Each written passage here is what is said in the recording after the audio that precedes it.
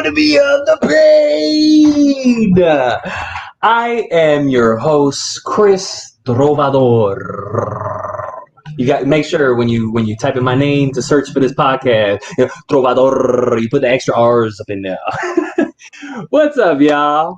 Thank you for joining us again for this awesome segment of awesome interviews that I'm doing. Beyond the Pain. It's done by a guy who's not just a tattoo artist, but I am also a comedian. I am a friend. I'm a director. I'm a whole bunch of things that I also have met so many people through tattoos. And I'm just so happy to bring my friends and share their amazing stories beyond their tattoos. Beyond the pain, you get the point. You know what I'm saying? Okay, you got it.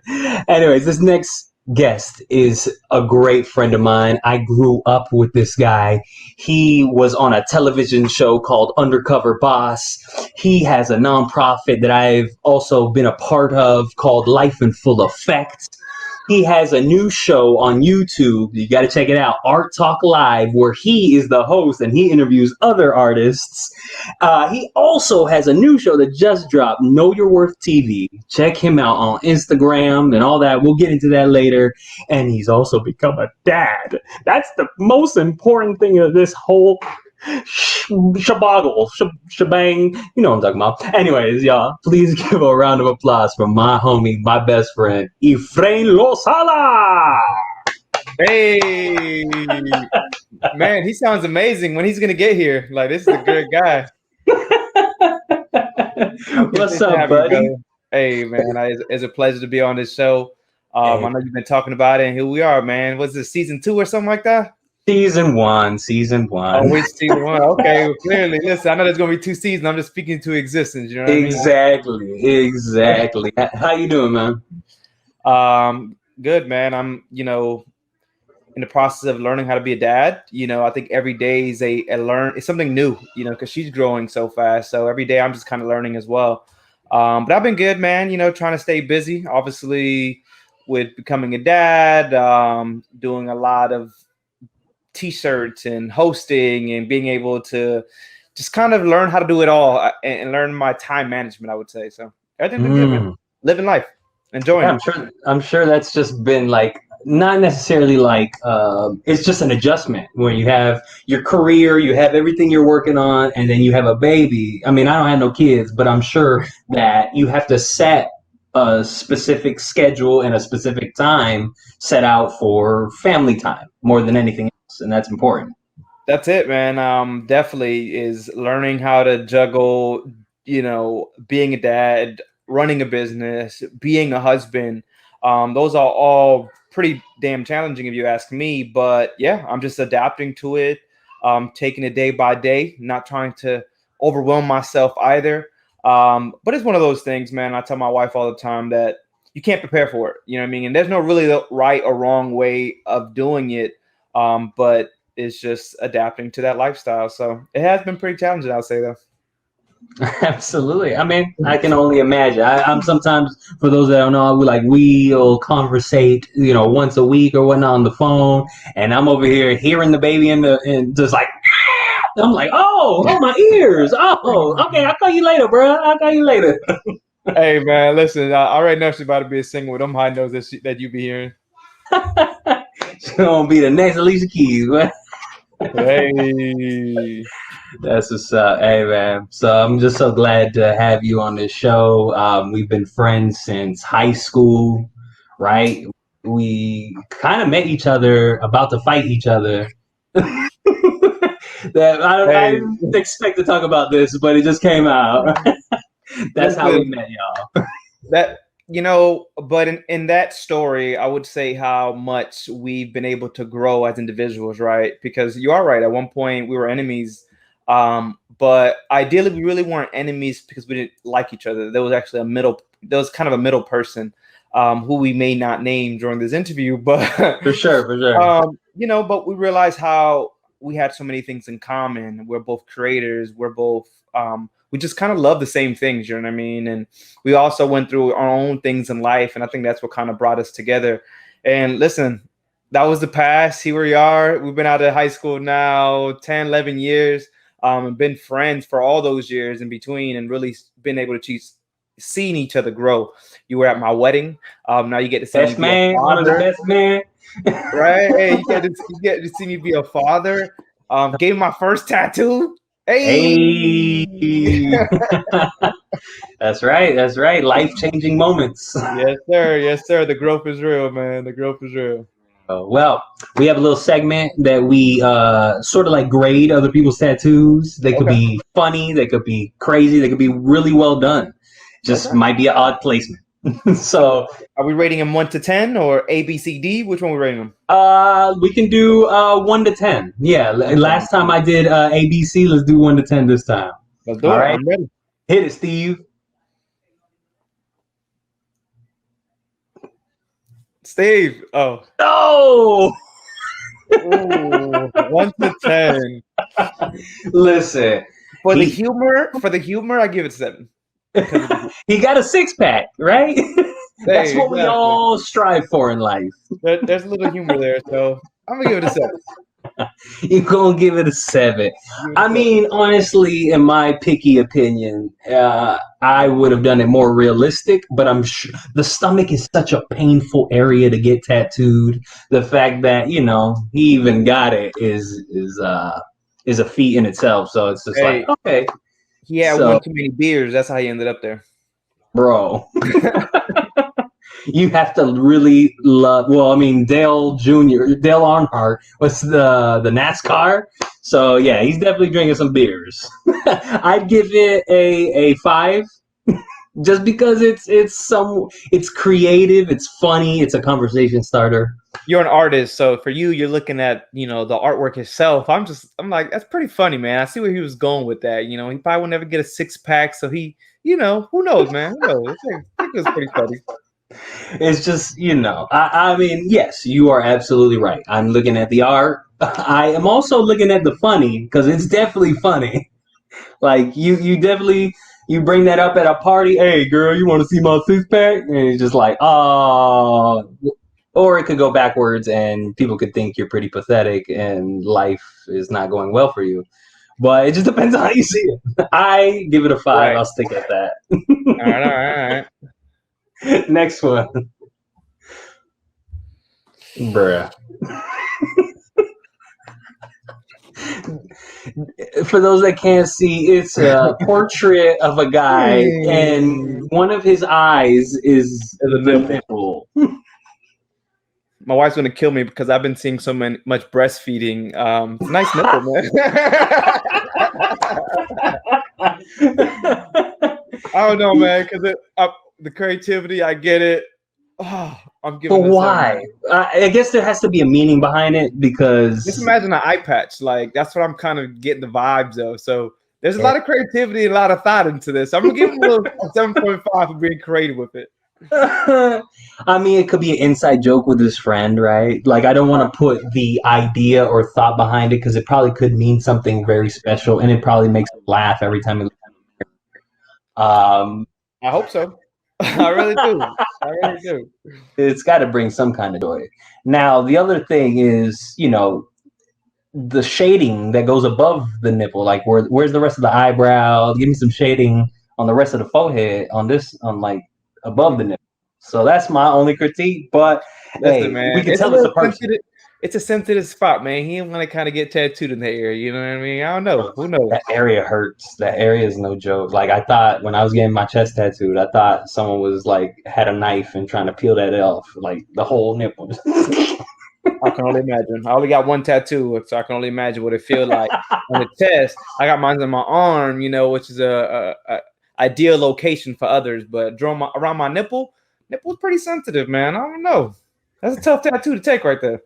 I do it just to have fun. Like, if I had a homeboy, it's like, hey, bro, I got a picture of you. Oh, that'd be horrible. I give it a 5 as well. Because we can at least tell that it's a person. You know what I'm saying? Yeah. We can at least. So that's good. That part is good. It just has to have a meaning. So 5 for effort. It just, it's a nipple on the eyeball.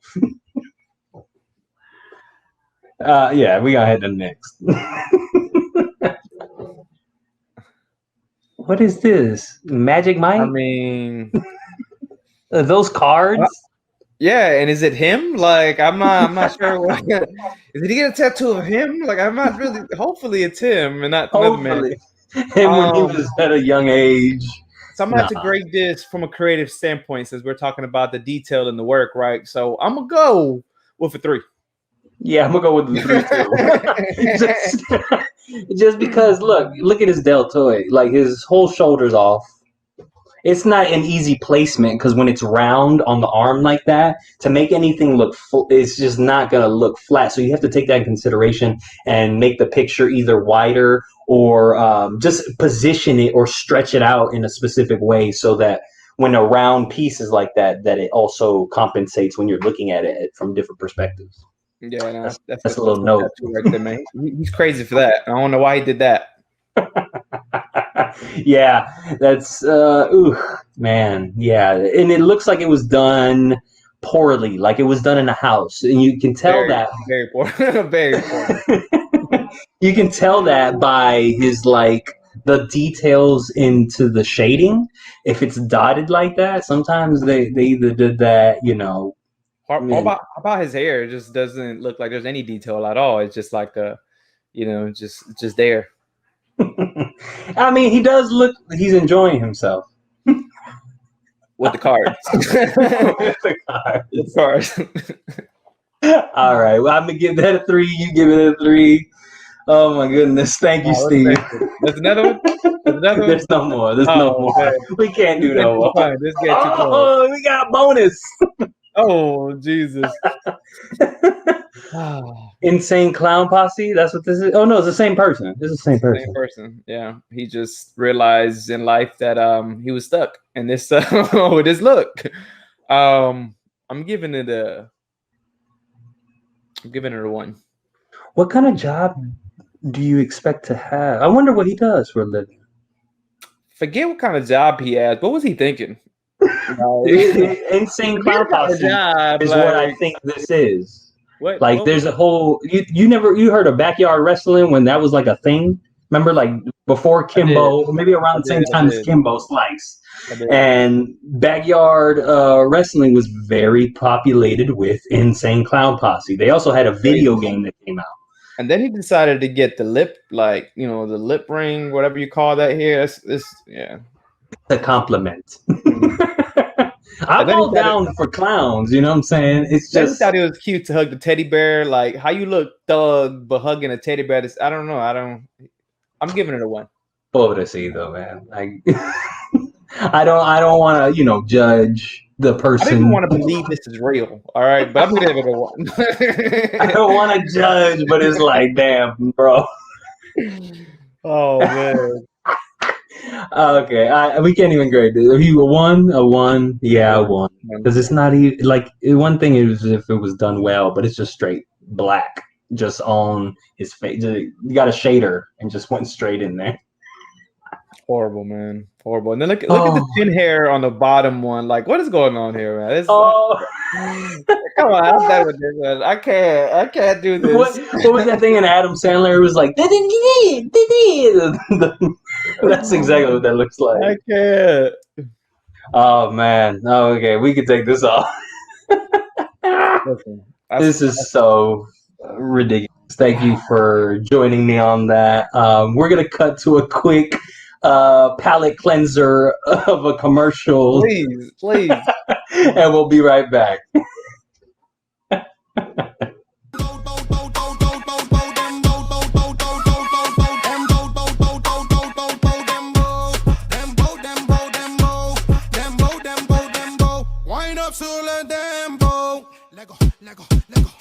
Tu vas danser sur le dembo. Vamos bébé sur le rythme.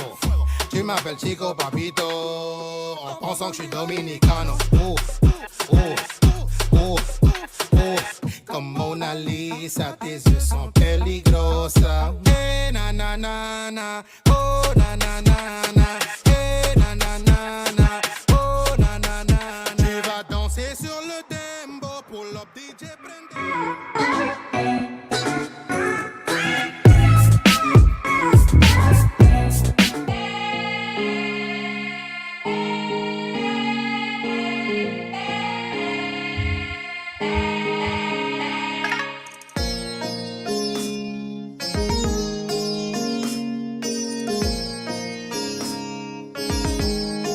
Guys, another episode of What's Up, Guys? Of the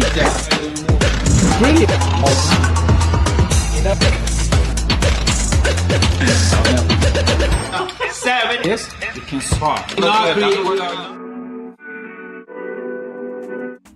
Hi, this is Ruben Mendive, host of La Lista, a Latinx writers podcast here on the Oye Dimelo network. Listen to new episodes every Tuesday on your favorite podcast app.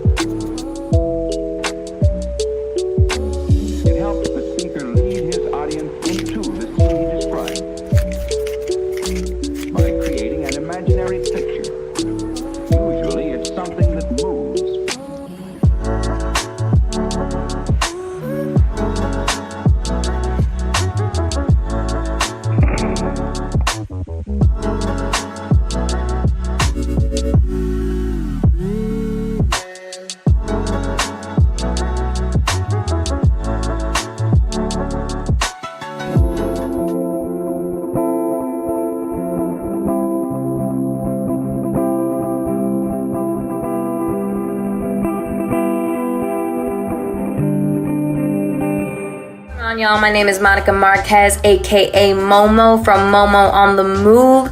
Come check out The Hustle on all listening platforms and visually through YouTube. Ay puñeta, ¿cuánto te trepan pantalones o te quepa, boricua pura?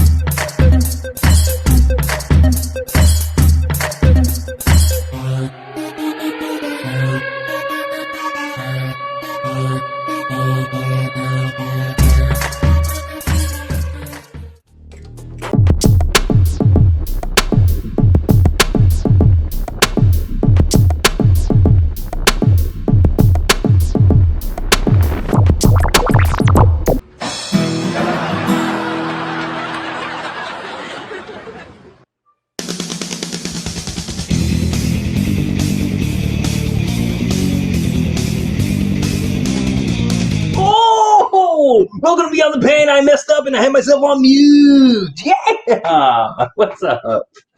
Welcome back. Welcome back. Yo, I love those commercials, bro. I'm over here like just enjoying the commercials. You're like, like dope, man. This is cool stuff, man. Thank NFTs, you, man. I see you already on the NFTs. Dope artwork, all right. All that. I love it all, man. It's pretty cool. Seeing Jorge in the commercial. I don't even watch commercials at home, but you know, these are good commercials right here, man. I love it. Thank you, bro. I appreciate it. Here at Oye Dimelo with Steve in the background. Shout out to the Steve. We just trying to, you know, build a big old empire, if that makes sense. You know what I'm saying? Oye Dimelo Network. Y'all check us out. We just dropped La Lista podcast with my interview, actually. Cough, cough. But yeah, man, what was in the commercials, one of those commercials was Art Talk Live, and you are the host, correct? Tell me about that. I am. That is pretty excited, man.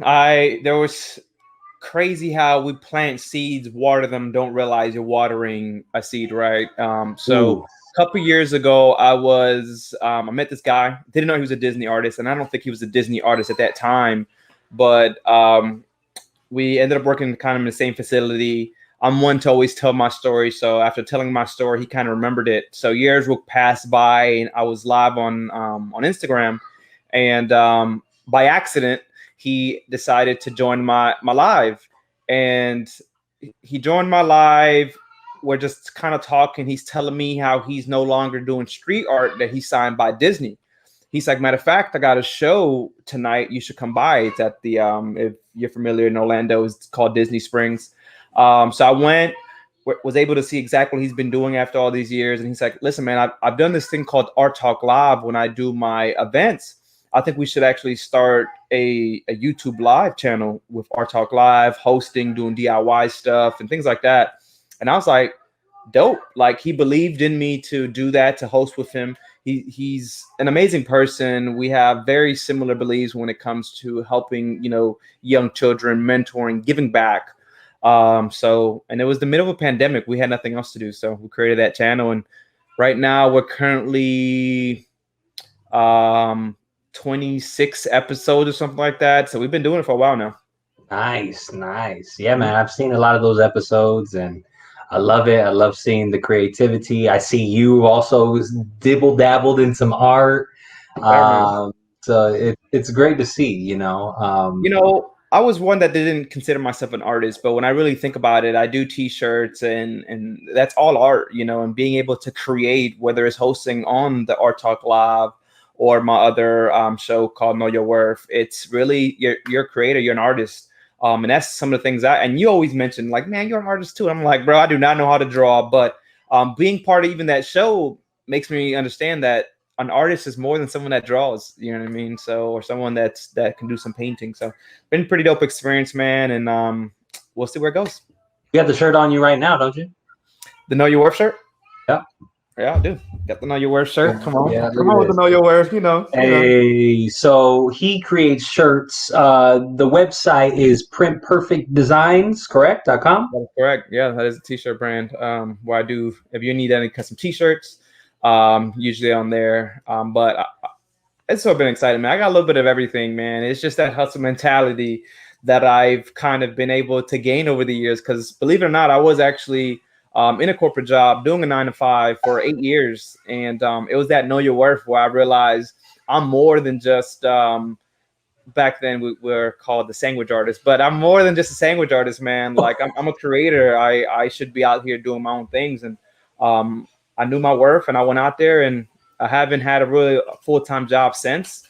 I dipped and dabbed into part-time jobs, but I always understood it was temporarily. So it's been exciting, man. It's been exciting to come out here in the real world, let that 9-to-5 go and create.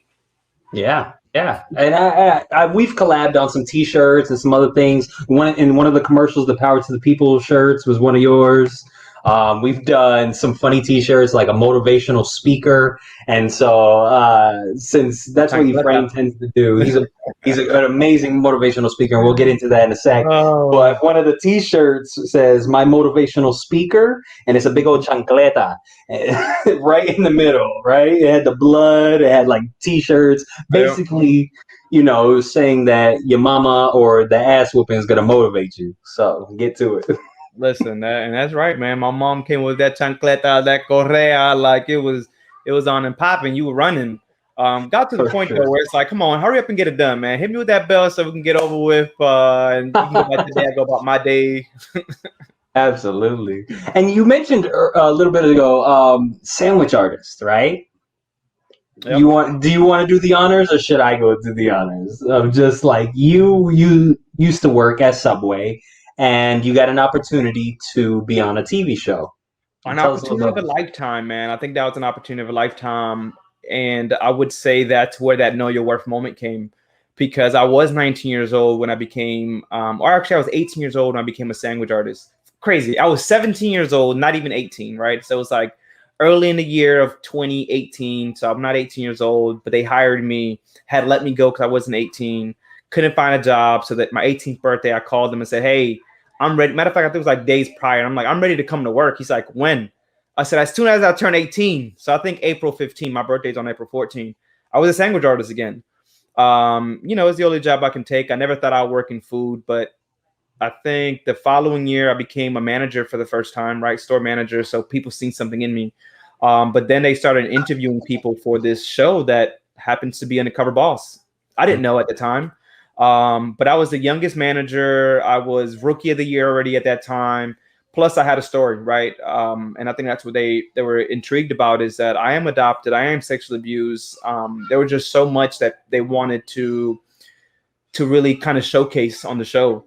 And that's when I realized my story was so impactful, because after the show, people was like, man, like, you know, you're so inspiring, and, you know, that was so motivating and all that. And then the CFO of Subway, he was the one that said, like, man, you're a rock star. Like, I want to do something with you, you know, and this is the guy working up in corporate over in Connecticut. So since that day, I realized, like, wow, I'm not just a sandwich artist. You know, I have a story, and it need to be heard. And that's where everything kind of took off, man. You know, motivational speaking wise, you mean?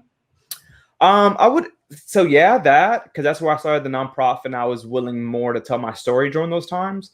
But I would say just the moment of understanding I was more than just a sandwich artist, because then I went and opened up my first business, and then I started the nonprofit, and then I started, you know, doing community events. So big ups to Subway. You know, really, you always have to understand and be thankful for the past. And that was that past that led me to understand I was a leader. It showed me how to manage. It showed me how to be an entrepreneur, because even though I worked for someone, I ran my own store. I had to do all my ordering, my scheduling, my marketing. Like, I did everything. So it already made me feel like I was an entrepreneur. You know, just didn't come with all the great benefits, the boat that he had, and I'm just playing. But you know, it was cool, man. And that's the start, man. That was the start of the Know Your Worth moment. And not even back then, I was even using the catchphrase "Know Your Worth." No, you was using Life in Full Effect, correct? I was using Making a Difference, and I was using Life in Full Effect. And through, you know, ups and downs, I understood my worth, and understanding really where I came from as well. And so that's where it all came from. And it just clicked one day. I think how it really clicked, I started a mentor in a school. I stopped doing community events. I focused into mentoring. I went back to my old high school, and one of the kids wanted a shirt, and the shirt at the time was just the logo. And I was like, no, man, I needed something that was the message was captivating, right? And I went home and I created the Know Your Worth, and that's how that all started. And I recently just created the new logo, because even then it still wasn't mine. And it didn't fit me the way that I wanted to. So the Know Your Worth now fits my style. Say it again. Before we get to that, don't jump on me. Don't jump on the story. Because remember, I know your story, but the viewers don't. So you get out of high school, you start Subway, you become a manager, you get an opportunity to be on this show, you win the show. Yep. Right? You win, and you're able to donate to a nonprofit, and you create your own nonprofit called Life in Full Effect. Right? And then you get the tattoo. Which is crazy, because the tattoo that I have now was really the beginning of Life in Full Effect, right? So I wish we could share that. We didn't have the picture, but originally there used to be a book to the light and so forth, so on. So when we created the tattoo, it was a version of it that I knew I was able to add on in the future. That's how you got the tattoo, right? The Life in Full Effect tattoo? So the logo that originally was created, I got the tattoo because I knew that we were able to add on to it. And I wish we can actually show that picture, but it had a book originally. The book is no longer there, but it all had a meaning when I got it. And I'm happy that I did get a tattoo that had a meaning, because years prior, I was going to get those stars, that everybody got, this, different. So I ended up with this, and the book this stood for knowledge, right? All the knowledge that I was kind of gaining through life and, through my story. And then there was a light bulb, which was for the bright future that I would end up, to me, I feel that I am in, right? My bright future. There was a one leaf, and it stood for the start of life. And it's because the journey I went on, and through the nonprofit, this was the start of life. This is where I'll be able to share my story and give back to others through, empowering them and inspiring and educating, elevating them. So yeah, that's where that whole tattoo first started, man. That tattoo is actually the creation of my nonprofit. So pretty dope. Yeah, man. And I had only been tattooing for about 3 years at that time, or 3 or 4 years. Yeah, I think. And you came in with the idea, and then you were talking about, every Thanksgiving we're gonna put out an event, and we go, oh, there we go, look at that. And so we got the light bulb. Look. This is the leaf right here. I know you can really see it. The leaf. Okay, it's on his deltoid, on the top of the shoulder. The light bulb right here. You know what I mean? The book, the roots, and it obviously because it's going to be added on where I really want to sleep. But this is the beginning, man. This is when I trusted Chris, even though he just started tattooing. He did a pretty good job, though, man. I mean, for 2-3 years, yeah.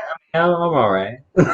I'll definitely go back in and adjust some things, but also you need some sunblock so that you don't mess up the tattoo. Come on, man. I stay inside a lot. All right, color guard. Clearly not.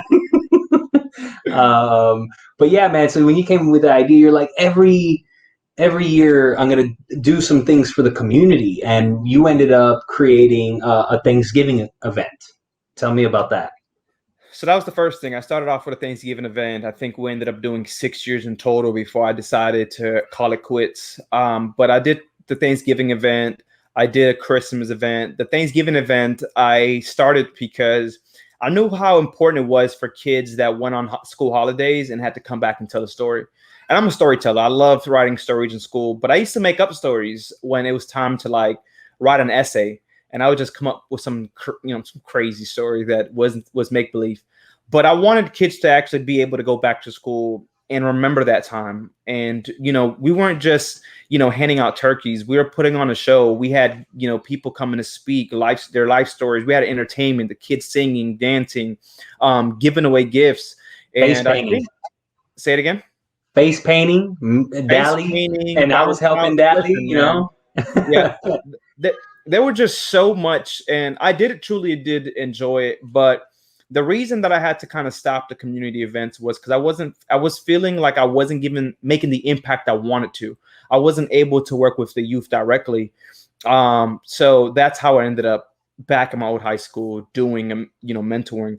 But yeah, man, I was excited. I loved the Thanksgiving events. I loved to actually, the Christmas events as well, because we were giving kids a Christmas that wasn't able to have a Christmas. We've done a back to school drive. I think I did 1 or 2 of those. And shout out to Miss Renee. She's actually was the one to allow me to use her facility, and to see even her kind of grow. She believed in me since I was a very young kid. And I remember when she had just a little small facility, and we did it in this small little, man, no more than maybe 1,000 square foot. And as years would pass on, we were like at least an 8,000-9,000 square foot facility where we were able to do, I think the most I did one time, like in one event, had to be almost 300 people. So that's a pretty big event. But in the whole time I was doing it, we were able to serve a little bit over 1,000. So that was pretty dope. Yeah, man. Every year, I remember, help sharing, help promoting. You got the billboard. You went and got a billboard for this event. Man, listen, you bring back memories, man. And those are the things that I really do appreciate as memories, because it allows me to understand what I've been able to do. And, it just makes me happy to know that I'm still doing it. I'm still giving back. I'm still mentoring. I'm still in that same, work that I've always loved to do. Believe it or not, when I was a young kid, I always knew I wanted to give back, and I never knew in what sense it would be, but I knew I wanted to give back because being adopted, it was like a second chance in life for me. So I felt like I wanted to give that opportunity to somebody else. So that's the reason I wanted to give back. I never thought in a million years, man, that I have my own nonprofit, that I would have done community events, that I'm back in schools, mentoring others, because I wasn't the best student, bro. Like I was a troublemaker. We spoke about it. We spoke about it earlier, man. We wanted to fight. There was anger in us, but ideally there was something mental going on that we weren't addressing, or we didn't even realize maybe at that time. So it just happens. It just happens as, I didn't mean to cut you off, but it just happens as in our culture. you know, in our, just as men in general. Men don't have those outlets, or you don't necessarily find. I had to find mine through art, through, you know, writing poetry or whatever the case may be. I didn't like writing, but it was the only outlet. Music, things like that. And you I'm know, surprised I love writing. I truly loved writing, creating stories. hey, it's never too late. You know, you can still do it. There are people ahead, you know, and Hey man, what's the time, showrunners man? who are 50-some years old. Yeah, exactly. Yeah, what's the time? So I think what's really awesome about that, because around that time that you were doing your nonprofit stuff, I was also a part of another nonprofit, and we were doing Through Angel's Eyes, which is a nonprofit that focuses on children that have Tay-Sachs disease, and that's kids who are terminally ill. And with that was parents would come in with the child, and we would use their ligaments as if they were paintbrushes. So you use your toes, you use their fingers, and we create paintings on canvases using them as a paintbrush. And so it'd be something that the family could have, you know, that they can cherish for the rest of their life, even if their child has to pass away. They at least have a piece of art that their child has created. And that was just something that was like, oh, when we after high school, we lost connection and we came back, and that was a thing that I was like, see, this is what I'm talking about. See, a homeboy who's actually doing stuff for the community in another way that I wasn't doing it, but it's still in that same lane. And I thought that was great. And I remember that, man. And we're some amazing people, man. Look what we do back to the community. We're just so nice. We're so nice. I hate humans and everybody. No, I'm joking. But yeah, man, so I think that's just so great. And to hear that you're still doing it, and you're doing it now with Art Talk Live, and you're doing it now with Know Your Worth TV. You want to elaborate a little bit more on that?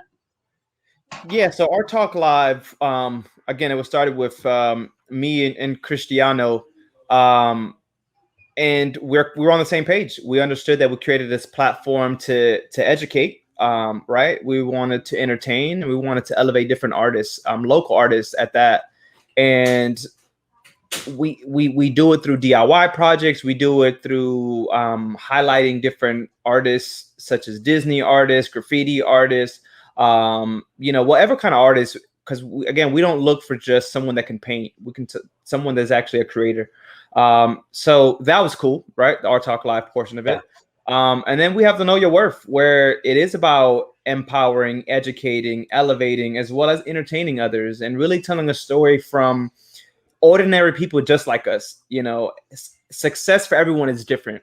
And the people that I've been able to kind of interview are those that I've watched through social media, and whether I knew them in school or I met them when I was at Subway as a sandwich artist, and being able to see where they are today, and where they're chasing their dreams or finally getting to that point in life where I knew they were trying to obtain.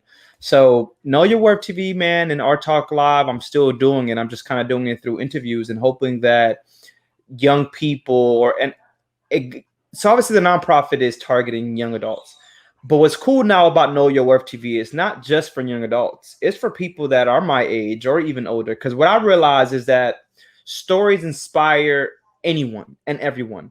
And I want to inspire that 60-year-old person that's had a dream their whole life and thought to themselves, what if? I want to be that person that they call and say, you know what, you've allowed me to really stop making excuses and chase my dreams. And you'll be surprised how many people older than me say that, like, you inspired me, or they'll share a story for the first time and say, I've never told this story, but you've inspired me to kind of open up. So that's what the whole Know Your Worth TV is really about. And Art Talk Live is more of the fun. We kind of get down and dirty and just have a good old time. And Cristiano, which is a Disney artist, he's just kind of cool to be a co-host to. You know, for those people who don't know what a Disney artist, what kind of Disney artist he is, go to Disney and y'all go in one of those shops and y'all see the pictures of Mickey Mouse and Donald, but everyone with the frames, right? So that's not true, because that's not true. No, so he's so legit that you're not gonna find, because he's called the Disney fine artist. Oh, right? So there's only 35 of them in the whole world, and he happens to be one of the 35. So his art can only be found online in galleries such as the Wyland Gallery. I don't know all of them off the top of my head, but I do know the Wyland Gallery. I think Ocean Blue. That's awesome.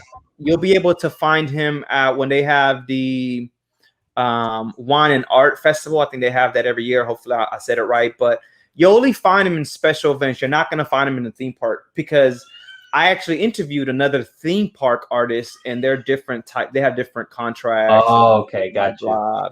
Well, we're gonna have to get him on here so that I cannot mess up his little Hey, spiel. listen, he'll be happy that I let you know he's a fine artist. All right, he ain't no just Disney theme park artist. They don't really make a lot of money. I heard. I don't know. That's what I heard. Nah, they making money. They making money. And you know who else needs to make money? I do. So let's do a commercial break. Let's go. Steve. Love trees, wine, and sunshine. I've got enough to go around. You can share some of mine. I said, love trees, wine, and sunshine. Wet, sweat, sweat, ooh, ooh, wet, sweat, sweat, ooh, wet, sweat, sweat. Hi everybody, this is Ruben Mentive. I am the host of La Lista, a Latinx writers podcast.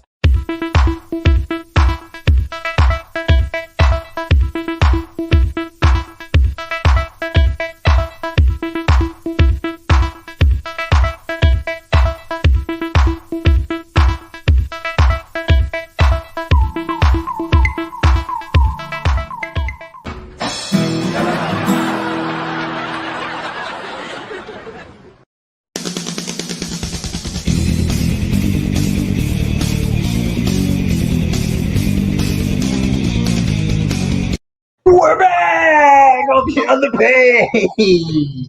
We're back. The excitement Listen, is real, man. I love the excitement. I'm trying to be like one of those wrestler announcers, like with fireworks, everything. We gonna get a budget soon. Yeah, I'm gonna come in through the curtains, like, oh, be on the page. Hey, listen, we could have virtual fireworks. We could. We got to figure it. We got to get a budget, you know, and just in the side, some smoke and whatnot. More commercial breaks, man. Get them ads up. Get them ads up. We gotta do it. We gotta do it. So we talked about your come up, your undercover boss, your Life in Full Effect nonprofit, Art Talk Alive with Cristiano, the fine artists. Yep. Disney. We talked about Know Your Worth TV. Now I think the audience would love to know, what's it like being an entrepreneur? And are you gonna drop that book that we all dying, that I heard through the grapevine? Un pajarito preñado me dijo, a birdie told me that you dropping a book. When are we gonna see that? What we looking at? I mean, whoever that bird is, bro, come find that bird, bring him in. Right? Yeah, tell the story. No, but I do, man. So there's a couple. Just tell us what it's about, basically. Yeah, you know, you don't have to tell us when you're gonna drop it, but tell us what it's about and things like that. I want to first, I think, start off with an ebook. I would say it's already written, right? It's just kind of needs to be pieced together and put out there. And the reason I created the ebook and is teaching those that may want to start in the t-shirt industry and giving them step by step, really the basics. But ideally, I would love to write a story on my life. I think it's very, there's just so many amazing things that I feel that can inspire someone in that may be in the same situation as me, someone that's been adopted, someone that's been sexually abused. So I can't tell you when that book's coming out, right? I still got a lot of life to live. Right. And a lot of questions still unanswered. Right. So we don't know about that. But the ebook will be dropping sometime this year. I just can't give you the exact date. All right. Ooh, the ebook what's the ebook about? It's really those that want to start in the t-shirt industry. It's giving you the basics, fundamentals that you'll need to, buying the t-shirt press and what's a good press versus not, or if you're wanting to do sublimation printing versus screen printing, because there's so many different printing that people don't realize. And kind of giving you again, just the basics. And then from there, if you wanted to know more, then I'll probably do a one-on-one class where you can actually pay for my time, because I'm realizing my time is so valuable, man. So when people start asking questions, I'm like, yeah, that's going to be a service fee, all right? Because my time is very important. Explain that. Where does that come from? There's something deeper there. Does that come from now that you have a child? Does that come from your pay grade? What is that? So of course I'm gonna blame on my child now because it's so easy to do that. No, but it's not that. It's just that I'm very helpful, right? And what I realized is that sometimes I'm too helpful, and I say that because I'll give advice without people asking for advice. So now I'm just going to, when you do ask for advice, realize, okay, it's taking time away from, like you said, being a dad, my own business.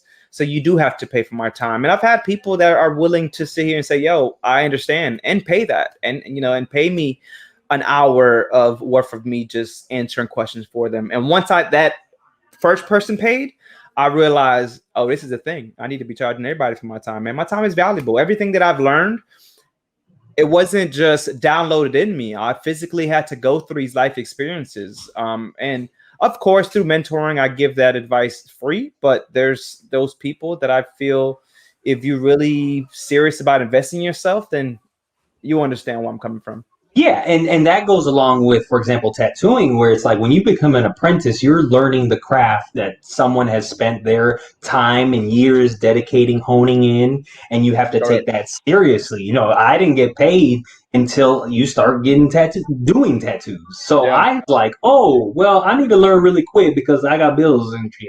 So I started learning I got paid my first 6 months in. You know what I'm saying? Like, just of learning consistent drawing every single day, learning every style, obsessing over tattoos and everything. People don't realize, though, I mean, you mentioned what has happened in the past. You're still doing those things. You're still, you have to educate yourself, whether it's you paying money to take these classes or the time. Like, I feel you're worth it. So which is why I feel that if someone has a question for me and I got to take my time and tell you where to go do this and do that, and because we can all do it, we can all go to YouTube University, we can all Google it. But if you're not going to sit here and put in the time, but you want my time, then yes, you have to pay for it, because there's a lot of years I put in for that work to educate myself. Which is why I charge what I charge for tattoos.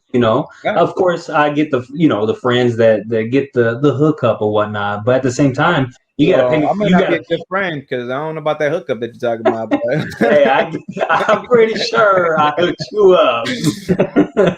And then also, it's more when you know what you're worth, you also charge accordingly. And every year that you're taking yourself seriously, you're raising that price because, I took this class on this. I started learning more of this. Okay, so now I got to charge a little bit more. Listen, that's true. Even when I was doing t-shirts, I remember starting the t-shirt business, and I just wanted to get business, and I was doing shirts for like $10, right? That's so cheap. When people are $10 for multiple shirts, pretty doable. But when you're doing like a single shirt, a custom shirt for somebody, $10 is cheap.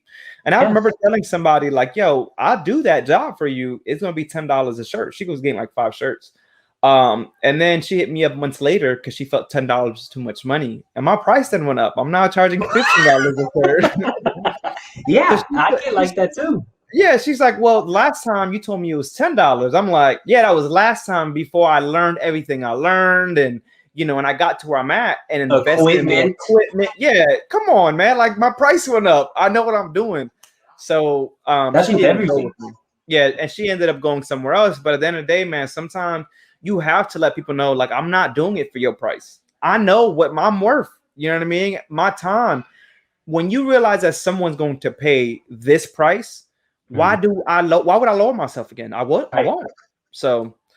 And I feel like that's the same thing, like with tattoos, is like you'll have, for example, I've worked with other artists and they don't even want to draw for their customer. One thing, this is where like, it's a two-sided thing where it's like, they don't, oh, nah, I've been doing this for so long. I don't even want to draw for you. And so I'd be like, okay, cool. And I draw for them and I do it quick. And not just that, what makes me even more deadly is that I also speak another language.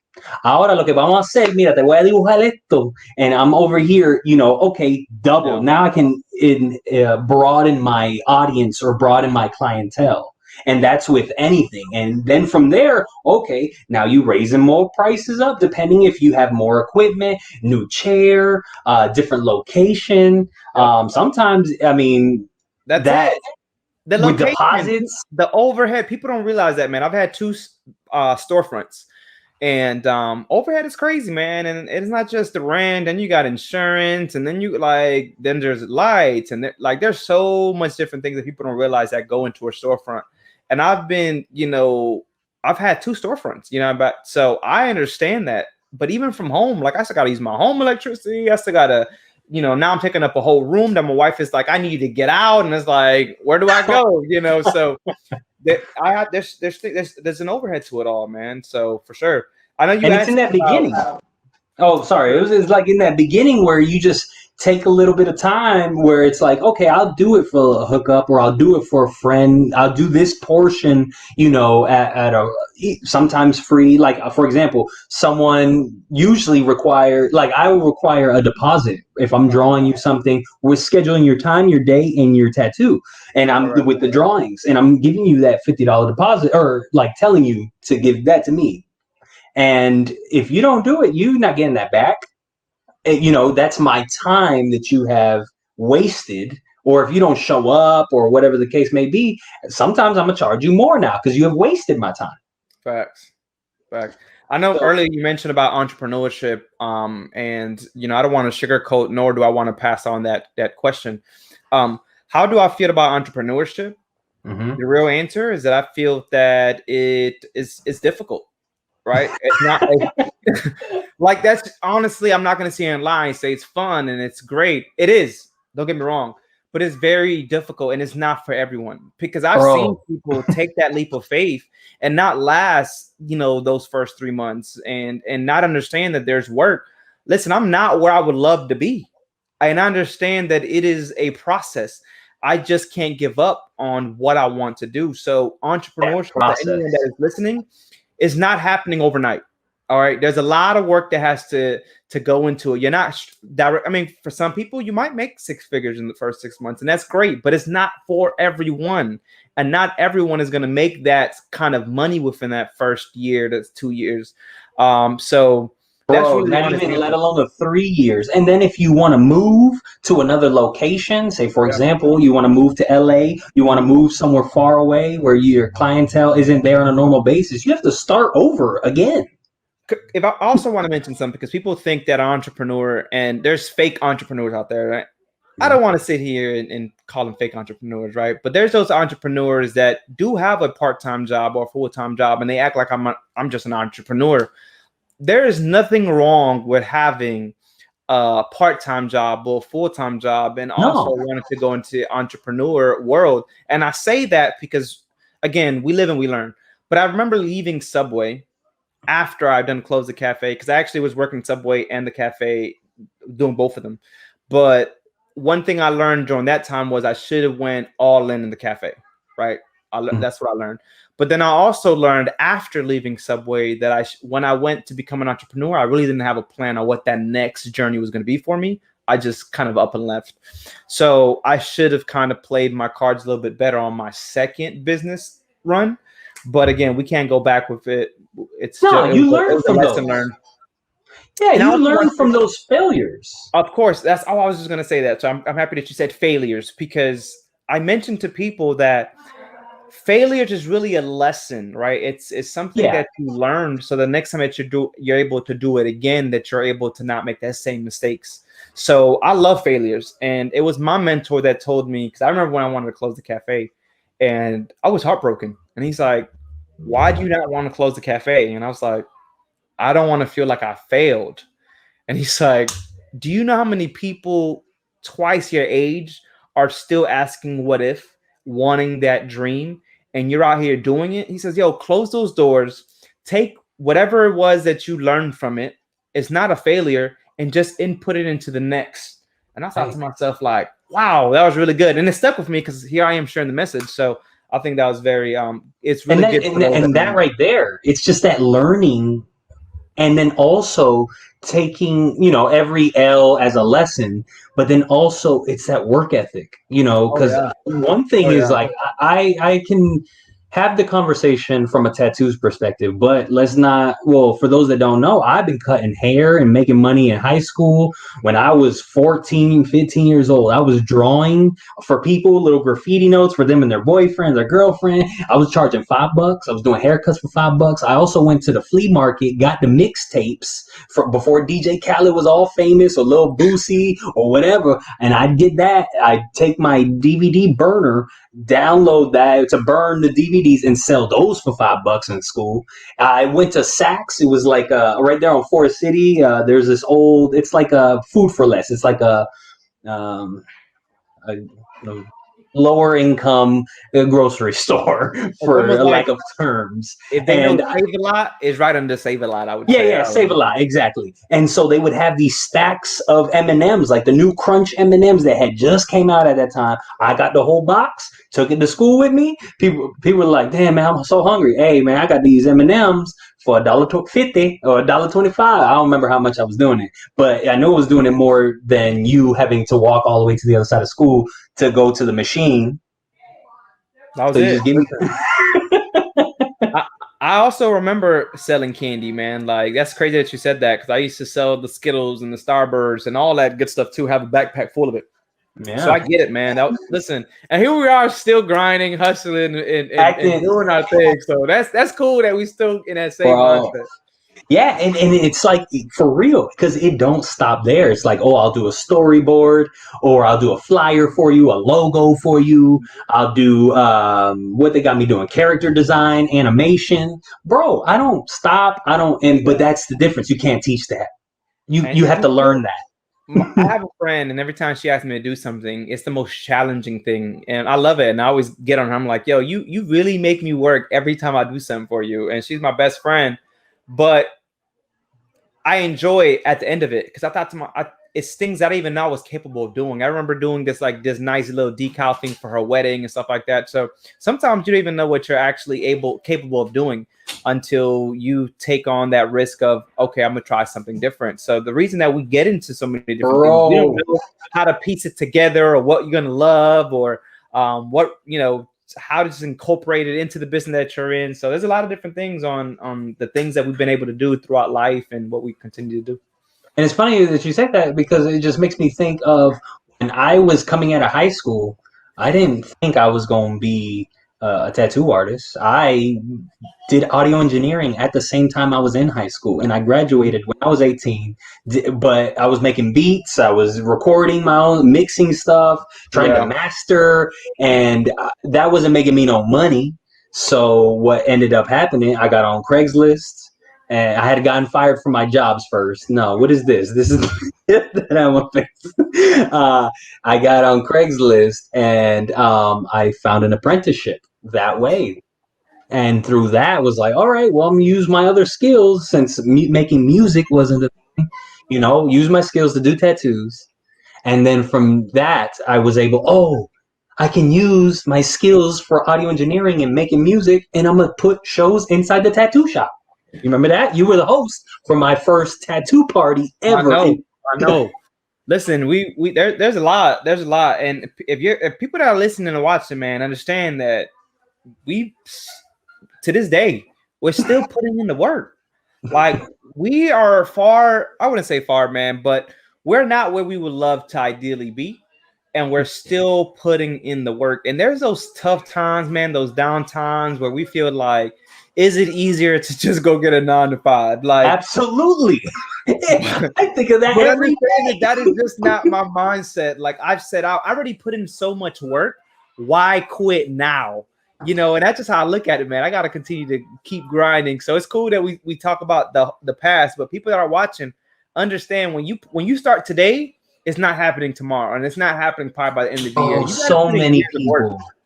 So many people, even for like comedy, where people like I'll take an improv class, right? And I'm like, for example, I went to UCB because I got a scholarship. I got the anyways. So then you get other people who's trying improv for the first time, and you've done improv too. So this is good how we get to talk about that. Yeah.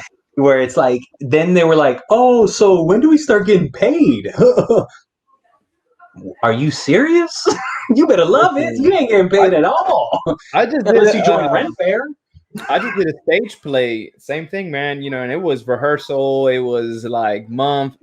We're probably rehearsing, especially during Tech Week, 5 days a week. I wasn't getting paid for it. It's just that you love it. You love it. You know what I mean? And you put in the work, understanding there's going to be something years down the line that can benefit from it. And it goes back to planting that seed and watering it. You know what I mean? So for sure, man, I get it. I get the grind. I get the put in the work. So if you're watching, you got to put in the work, man. It's just not going to happen for you overnight. For reals. I mean, and I'm going to end off on a funny note. I should have brought this picture up because we are such entrepreneurs that we've both been paid to be models as well. Like you've been on the magazines. Yeah. I've been in a video game for my modeling skills. I was one of the villains. But I just think it's willing to do whatever, and just whatever comes your way, willing to solve that problem. I remember being in a music video to Mike Jones. That's right. And I was like fake dancing in the background. Like, listen, man, like you don't even know. That's crazy stories. Bro, I'm background actor dancing in the background for Crazy Ex-Girlfriend in the second episode, first season. Man. Dope stuff. Man, thank you so much for coming. I'm sure somebody better have learned something.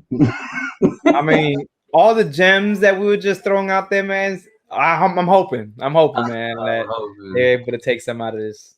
Thank you for being here. Where can we find you at? Where all those socials, everything? Instagram is Efrain Lozada Jr. It's the same thing on Facebook, Efrain Lozada. Maybe not Junior, but kind of you'll see. I kind of use the same images for all of them anyway. But TikTok, you can find me on Efrain Lozada.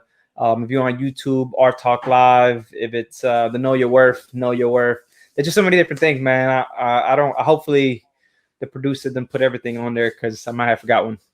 Yeah, Steve, he's got it. Look at him. He got Print Perfect Designs. He got everything on there. Look, Print Perfect Designs. Facts. There's just so many different things. Steve in the background. Oh yeah, Dimelo holding it down. Yeah, man. Thank you so much for being here on Beyond the Pain. I enjoy listening to your journey and seeing it from a background perspective and from a friend perspective. And I can't wait to see more episodes of Know Your Worth and Art Talk Live with the fine artist Cristiano. And congratulations on your child and your family and the book. The book that's coming, that's dropping, the ebook. I can't wait to read that. It sounds good. People that want to, be a t-shirt designer, a t-shirt printer, start a t-shirt company is coming. The ebook is coming. All right, no worries. Yeah, awesome, man. Thank you so much, bro. No doubt. You can find me. Artwork on my ebook is being done by Chris Trovador. Oh, that's true, man. Look at that hustling, boy. When you talking about those seeds, bro, I can go a whole hour on this. You're talking about those seeds that you drop ahead of time, and it's not gonna seek fruition, bro. I forgot I even did the cover of that book. Listen, and hopefully I'm back on season 2. We'll talk more about it. We'll definitely talk about it. You can find me at Trovador360 on TikTok, Instagram. Trovador360.com is my website. You can also check me on oyedimelo.com/ChrisOStyle if you want some merch. That's definitely all up in there. Check us out on the YouTubes. Shout outs to Oye Dimelo. We got it going. We coming with more content. Beyond the Pain has more guests. Thank you for joining us. I'm your host, Chris Trovador. That's Efrain Lozada. Thank you for joining. Latest. Oh, did you like that episode? Well, I have so much more. I have custom fashion, I have tattoos, I have comedy. Like and subscribe and share.